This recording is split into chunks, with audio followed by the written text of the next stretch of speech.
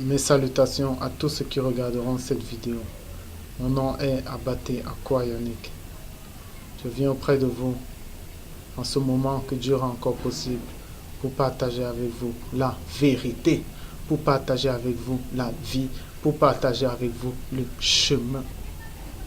Cette vérité, ce chemin et cette vie sont manifestés dans la parole de Dieu, qui est notre Seigneur et Sauveur Jésus-Christ de Nazareth.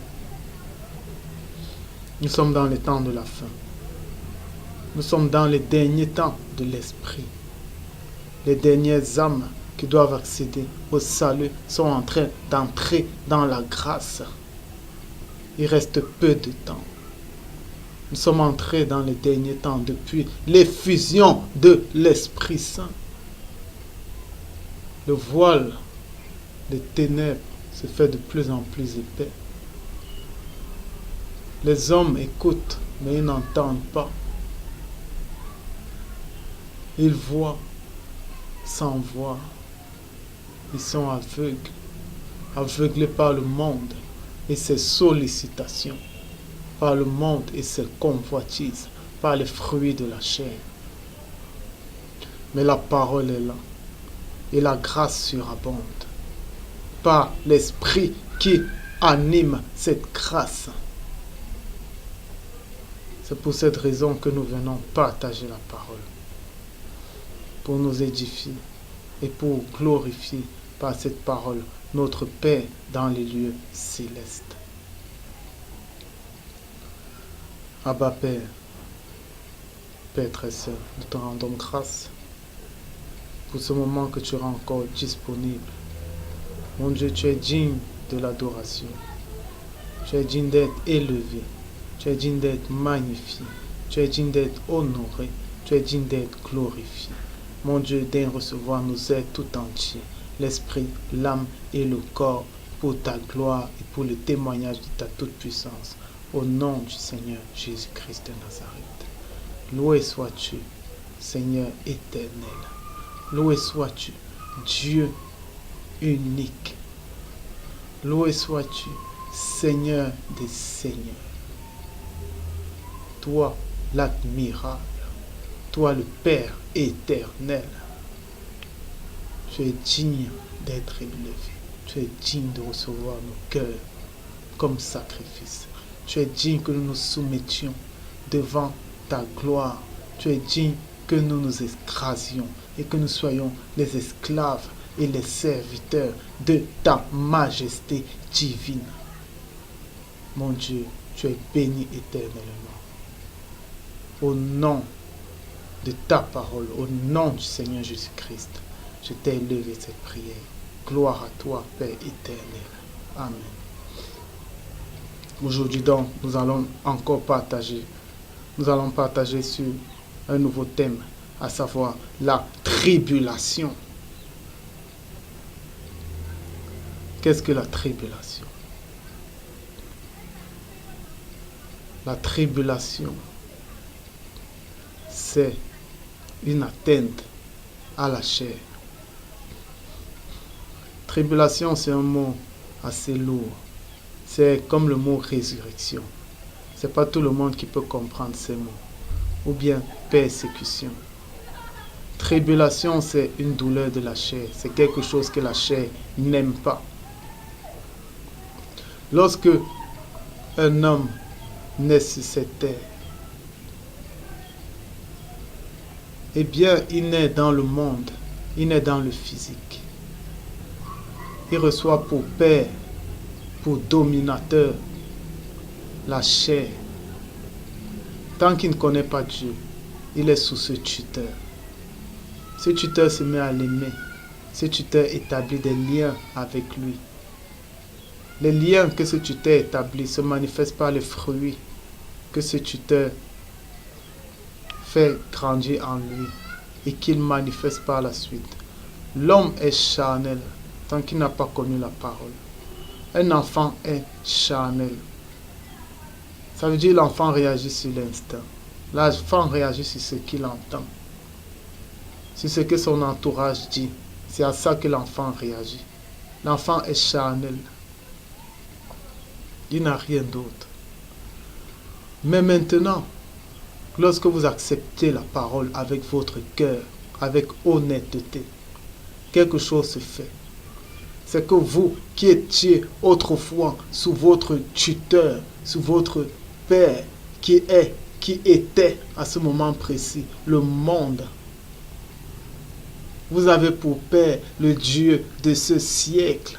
Nous avions pour père le Dieu de ce siècle qui nous prenait selon son bon vouloir. Il nous amenait à être fornicateurs, impudiques, voleurs, menteurs, irréligieux, aimant l'argent, aimant les plaisirs plus que Dieu. Mais maintenant, quand la parole est arrivée, lorsqu'elle est entrée dans nos cœurs et lorsqu'elle est demeurée à perpétuité par Jésus-Christ dans nos cœurs, eh bien, par le sang de l'agneau, nous avons été lavés de cette ancienne vie. Le Christ, la parole nous a rachetés à grand prix. Ça veut dire que nous avons été achetés par le monde. Mais la parole est venue et nous a rachetés. Et en nous rachetant, elle a eu en dessein de nous ramener à elle. Mais maintenant, avant de nous ramener à elle, il y a des épreuves sur le chemin. Parce que notre Père ne veut pas nous laisser partir en mariage. Il ne veut pas. Il connaît le prix de l'âme. C'est comme un père qui aime sa fille. Et bien quand son futur époux vient, il vient et la dote. Quand il veut l'amener, le père a mal. Et tout ce qu'il fait, c'est qu'il veut retenir sa fille. Il veut qu'elle reste avec lui.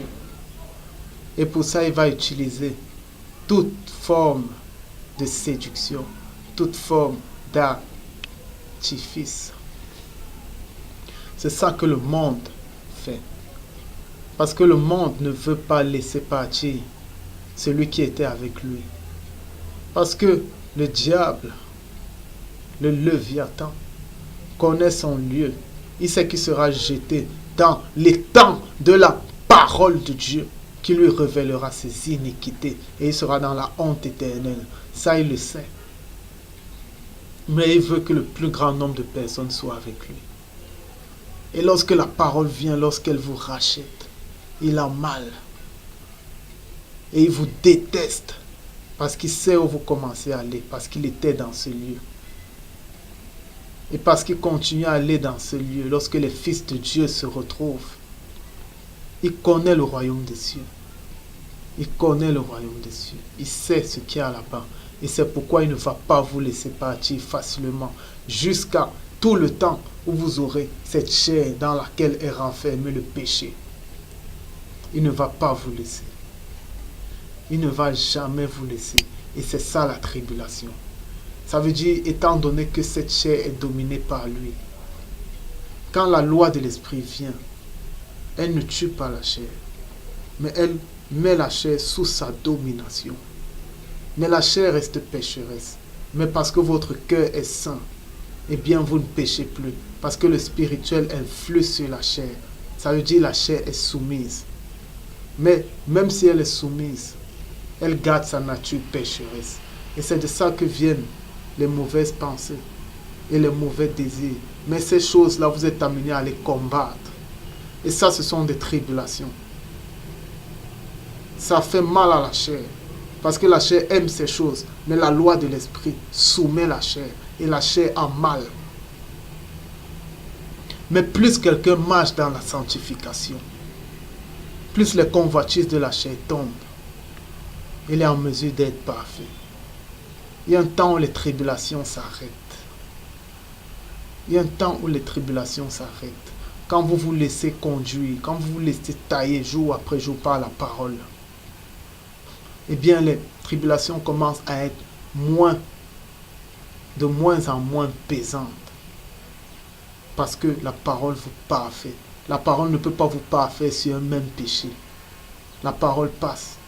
Ça veut dire elle vous parfait sur un péché et après elle continue. Donc c'est ça les tribulations. La tribulation, c'est l'influence que le diable exerce pour que vous reveniez à lui.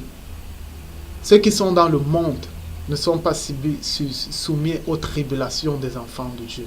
Parce qu'ils appartiennent au diable. Ils appartiennent au monde. Un père ne va pas chercher à conquérir, chercher à attirer à lui celui qui est avec lui. Sa fille qui est avec lui, il sait qu'elle lui appartient. Elle n'aura pas de tribulation. Mais vous, qui avez été appelés par la parole, vous aurez des tribulations. Et c'est pourquoi tout le temps, il faut renoncer aux choses du monde. Il faut renoncer à votre propre vie. Parce qu'au fur et à mesure que vous renoncez à la chair, parce que c'est dans la chair qu'il y a la tribulation. C'est la chair qui est soumise à la tribulation. Quand vous renoncez à la chair, eh bien la tribulation finit. Et c'est là où vous devenez parfait. Renonçons à la chair. Les tribulations sont attachées à la chair. Parce que le monde ne veut pas nous laisser. Et le monde va nous faire la guerre. Que ce soit avec tes proches, que ce soit avec tes collègues de service, que ce soit avec ta propre chair, le monde va exercer une pression sur ces différents aspects-là. Que ce soit dans l'astral, que ce soit dans le spirituel. Les esprits vont exercer une pression sur ton esprit. Les formes astrales vont exercer une pression. Et c'est ça la tribulation. Mais la plus grande tribulation, elle est selon la chair. Elle est selon la chair. Et c'est pourquoi plus le temps évoluera, plus Satan verra son moment arriver, plus il mettra du punch, plus il donnera de l'inspiration à ses agents sataniques de la musique, de l'art, du sport, de la politique, pour qu'ils mettent de plus en plus de pression sur les chrétiens et qu'ils renient leur foi, jusqu'au moment de la grande abomination, où ce ne sera plus caché, où ils égorgeront les chrétiens, où lorsque tu te diras chrétien, on t'égorgera pour que tu renies ta foi. Et si tu as peur de la mort, tu vas la renier. Mais si ton cœur a confessé que ni la mort, ni les anges, ni les archanges, ni le ciel, ni la terre, ni les profondeurs, ni les hauteurs, ni la nudité, ni la mort, ni la pauvreté ne pourront te faire renier ta foi. Lorsque ton cœur confesse ça, eh bien tu entres dans le royaume des cieux. Donc c'est ça la tribulation. Et des tribulations plus grandes que celles que nous connaissons sont à venir. Il y aura un moment où, même pour acheter, pour vendre, il faudra appartenir au monde. Mais à ce moment, le juste devra vivre par la foi. Il devra vivre par l'espérance vivante du royaume. Il devra vivre parce que son cœur saura que la parole est vraie, que Jésus-Christ est vrai. Des tribulations sont à venir, des douleurs selon la chair. Pour ceux qui s'agrippent à leur chair sont à venir. On va vous persécuter dans vos familles. On va vous persécuter. Vos maris seront une pierre d'achoppement pour vous. Vos femmes seront une pierre d'achoppement. Vos enfants aussi. Faisons donc tout pour être au-dessus de ça. J'en ai fini avec cet enseignement. Soyez bénis. Abba Père, je te rends grâce pour ce moment que tu as encore rendu possible. À toi l'adoration, à toi l'honneur et la gloire, d'éternité en éternité et de siècle en siècle, au nom du Seigneur Jésus-Christ de Nazareth. Amen. Shalom.